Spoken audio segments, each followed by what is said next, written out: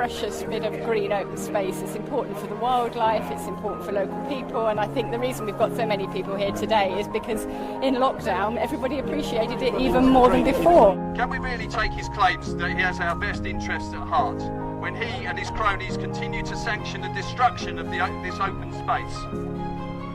He fails to see that there are already homes here. Homes that belong to wildlife such as badgers, birds, butterflies. He claims that biodiversity will be increased while at the same time destroying acres of green foraging land, replacing it with tarmac and concrete. A fact that I'm sure you are all very well aware. But it's worse than that. This council has a history of misdirection and they attempt to discredit our legitimate objections. Granting themselves planning permission, they act as both planning authority and developer.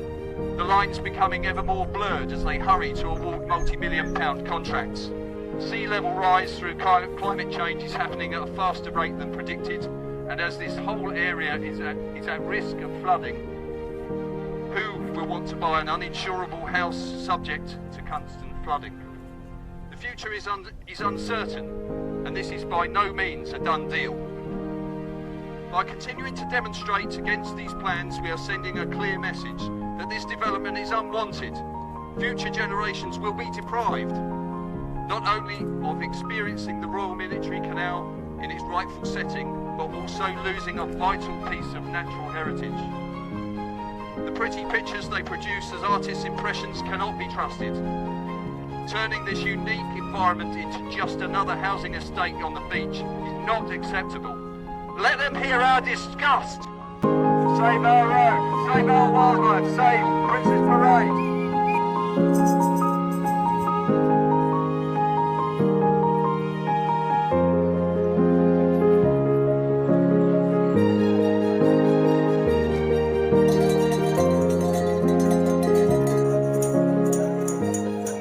When you come down from the top of Hospital Hill and you look across this view of what they're calling wasteland and the beach, it is stunning and it's really unique. We haven't got lots of things that people normally have along these stretches of beach. It's not got anything like cafes and pop-up restaurants or anything, and they say that this is used as a toilet for dogs, but it's not, because the central part, nobody can get in there, you can't walk in there, but it's full of badgers and foxes and wildlife and bees, you know, anything you want to name. They're talking about moving newts, you know, relocating lizards. Why? Save our wildlife, save Princess Parade.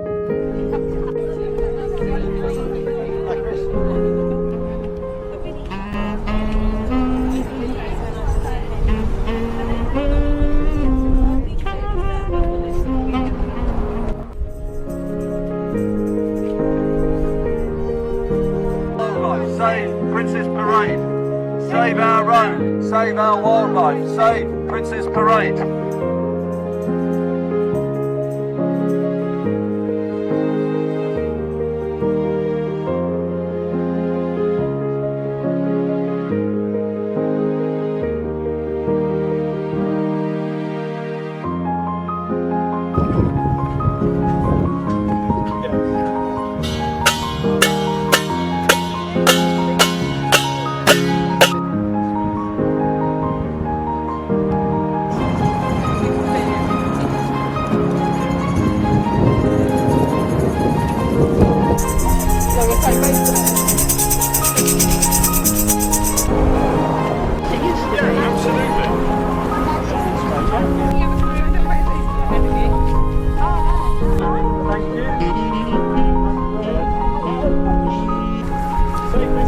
Great hosting, guys. Great place. Well done, everybody. Way, all the way down.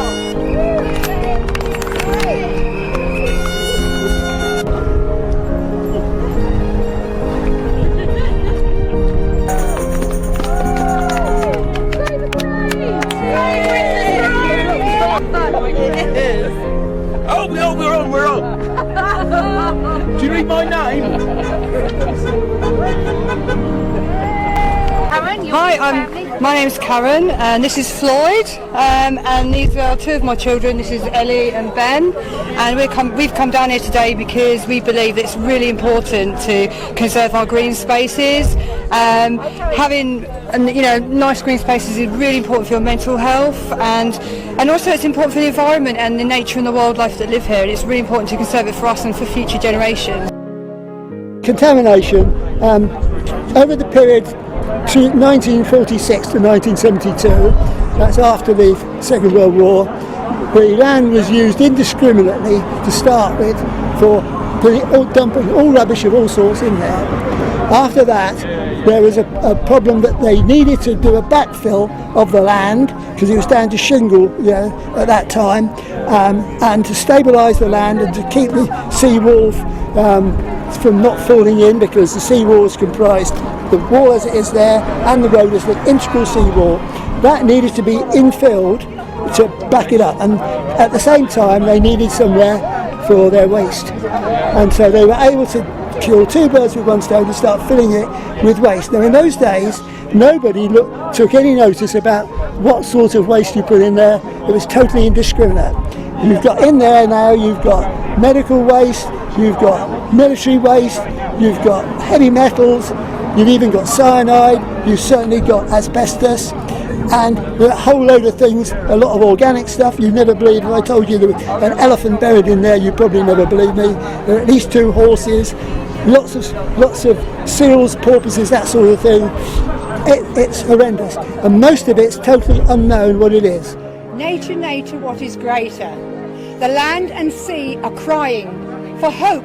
There's no denying of concrete jungles and loss of space. How will we survive with this destructive drive? Councils spewing in our face. How needy are they? How greedy are they?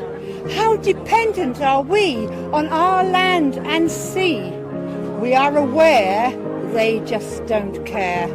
Save the trees for the insects and bees.